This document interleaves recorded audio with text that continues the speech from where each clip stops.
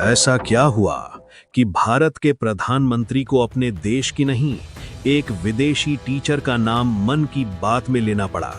सोचिए, जिस भाषा को हम बेकार, पुरानी और काम की नहीं कहकर स्कूलों से निकाल रहे थे, उसी भाषा से आयरलैंड के बच्चों की सोच बदल गई। उनकी याददाश्त, उनका फोकस, उनकी सीखने की रफ्तार, सब कुछ यूरोप के टॉप स्कूलों को चौंकाने लगा।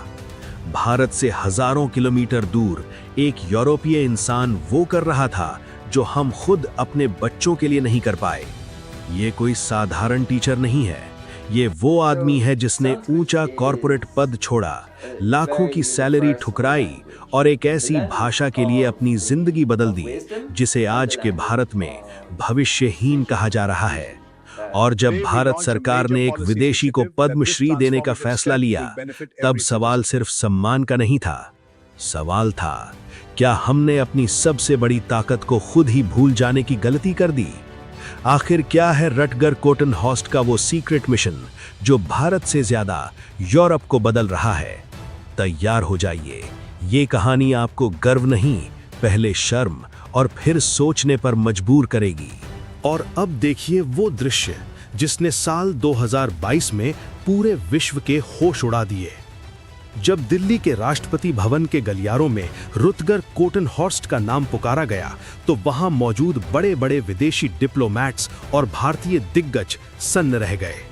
एक ऐसा आदमी जिसके पास आयरलैंड का पासपोर्ट है, जो पूरी तरह विदेशी है, उसे भारत का चौथा सर्वोच्च नागरिक सम्मान पद्मश्री क्यों दिया जा रहा है?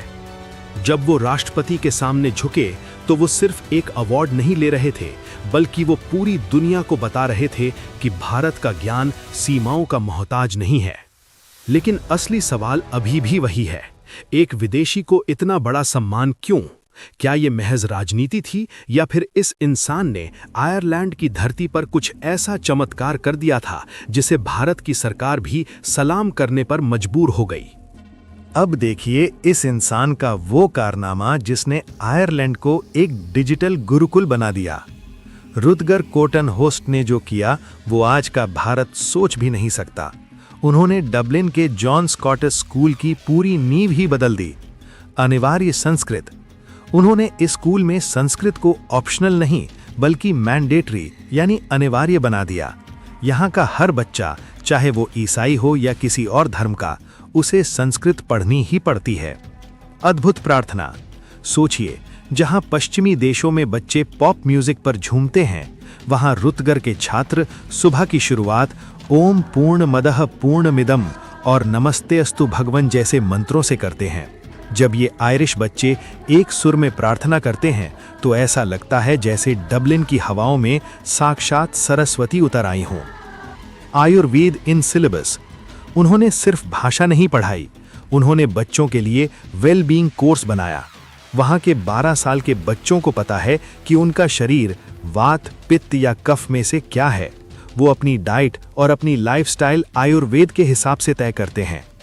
उन्होंने sanskrit.ie नाम का एक ऑनलाइन पोर्टल बनाया ताकि यूरोप का हर नागरिक भगवद गीता को शुद्ध उच्चारण के साथ पढ़ सके।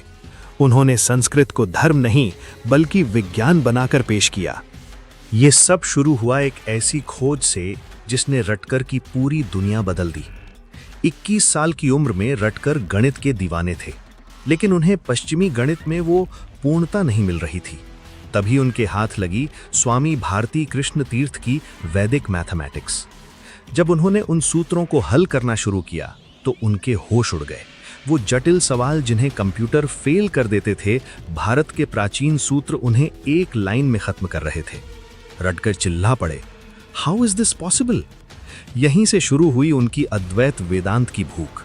उन्हें समझ आ गया कि जिस देश का गणित इतना ताकतवर है, उसकी भाषा कैसी होगी।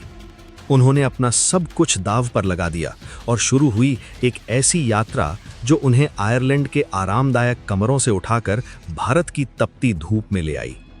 क्या आप जानते हैं कि एक ऊंचे पद और पावर का मोह छोड़ना कितना मुश्किल होता है? रटगर के पास सब कुछ था। वो जॉन स्कॉट स्कूल के वाइस प्रिंसिपल थे। पूरा डबलिन उनके सामने झुकता था। लेकिन 2009 में उन्होंने एक ऐसा फैसला लिया जिसे सुनकर उनके अपनों ने उन्हें पागल समझ लिया। उन्होंने अपना इस्तीफा मेज पर पटक दिया और कहा, मुझे ये कुर्सी नहीं चाहिए, मुझे एडमिनिस्ट्रेशन नहीं संभालना, मुझे सिर्फ एक साधारण संस्कृत टीचर बनना है। सोचिए, कोई इंसान अपनी पूरी पावर और रसूख इसलिए छोड़ देता है क्योंकि उसे लगा कि संस्कृत की ये मशाल थामने वाला कोई नहीं बचा। उन्होंने खुद को जीरो बना लिया ताकि वो आने वाली पीढ़ी को संस्कृत का अनंत ज्ञान दे सकें। उन्होंने सोपानम और सरलम संस्कृतम जैसी किताबें खुद लिखीं क्योंकि वो चाहते थे कि आयरलैंड का बच्चा बच्चा अपनी जड़ें भारत में ढूंढ सके। अगर आपको लगता है कि रटगर को ये ज्ञान एयर कंडीशन्ड कमरों में मिला तो आप बहुत बड़े भ्रम में हैं। 2006 से उन्होंने अपनी हर छुट्टी साधना में बिताई। जब दुनिया के बाकी लोग यूरोप के समुद्रों पर अय्याशी कर रहे थे, रटगर बेंगलुरु के एक साधारण गुरुकुल में तपस्या कर रहे थे। जमीन पर एक पतली चटाई पर सोना, सुबह 4:30 पर ब्रह्म मुहूर्त में उठकर ठंडे पानी से नहाना और वो भयानक गर्मी जहां बिजली का नामो निशान नहीं था। उन्होंने उत्तर भारत के महान शंकराचार्यों के चरणों में बैठकर घंटों संस्कृत व्याकरण के पेचीदा सूत्र सीखे। उन्होंने श्री अरविंदो आश्रम पौंडीचेरी में डॉक्टर नरेंद्र के साथ मिलकर महीनों रिसर्च की कि कैसे पश्चिमी बच्चों को संस्कृत के खेल खिलाए जाएं।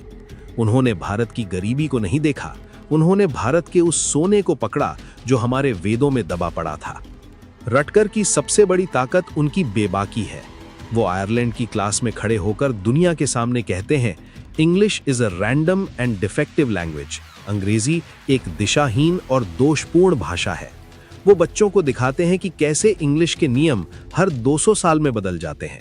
आज का इंसान 500 साल पुरानी अंग्रेजी नहीं समझ सकता, लेकिन संस्कृत, वो कहते हैं कि संस्कृत इनडिस्ट्रक्टिबल है, अविनाशी है। ये कोई साधारण भाषा नहीं, ये ध्वनि का विज्ञान है, साइंस ऑफ साउंड। वो तर्क देते हैं कि संस्कृत का वर्णमाला चार्ट मानव मुंह की एनाटॉमी पर आधारित है। जब एक बच्चा क, ख, ग बोलता है तो उसके दिमाग की नसें सक्रिय होती हैं। उनका मानना है कि संस्कृत के गुण आपके बच्चे के गुण बन जाएंगे, सटीक, सुंदर और भरोसेमंद। आज आयरलैंड के वो गोरे बच्चे कहते हैं, संस्कृत मेरे दिमाग को विशाल यानी बिग महसूस कराती है। क्या ये विडंबना नहीं है? जिस भाषा को हम पिछड़ा कहते हैं, उसे गोरे लोग सुपर ब्रेन बनाने का टूल मान रहे हैं। रुटगर कॉटन हॉस्ट की ये कहानी हमारे लिए गर्व की बात नहीं है, बल्कि हमारे चेहरे पर एक बहुत बड़ा तमाचा है। जरा दिल पर हाथ रखकर सोचिए, आयरलैंड में संस्कृत अनिवार्य है और भारत में इसे कंप्यूटर की भाषा कहने के बावजूद हम इसे स्कूलों से बाहर कर रहे हैं।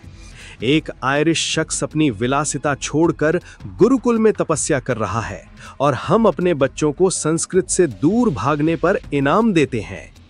रुटगर कहते हैं कि भारत इस वैश्विक ज्ञान का कस्टोडियन है, लेकिन अगर मालिक ही अपनी संपत्ति को कूड़ा समझने लगे तो दुनिया उसे लूटने के लिए तैयार खड़ी है। हमने अपनी जड़ें काटी ताकि हम मॉडर्न दिख सकें, लेकिन रुटगर ने उन जड़ों को आयरलैंड में सींचा ताकि वहां के बच्चे भविष्य बन सकें। दोस्तों, रुटगर कॉटन हॉस्ट कोई साधारण शिक्षक नहीं है, वो एक संदेश है। वो हमें याद दिला रहे हैं कि जो सोना हमारे पास है उसकी पूरी दुनिया दीवानी है। अगर एक विदेशी इंसान अपनी जिंदगी संस्कृत के लिए लुटा सकता है, तो हम अपनी इस विरासत के लिए क्या कर रहे हैं? रुटगर आज भी आयरलैंड में डटे हुए हैं, हर दिन यूरोप की हवाओं को ओम की गूंज से पवित्र कर रहे हैं।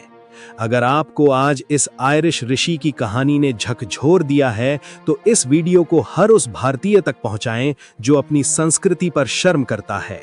उन्हें दिखाएं कि असली विज्ञान हमारे वेदों में है। वीडियो को लाइक करके कमेंट में प्राउड इंडियन और सल्यूट टू रुटगर लिखें। याद रखिए, जब तक संस्कृत है तब तक भारत है, और जब तक भारत है तब तक सत्य जीवित है। जय हिंद, वंदे मातरम।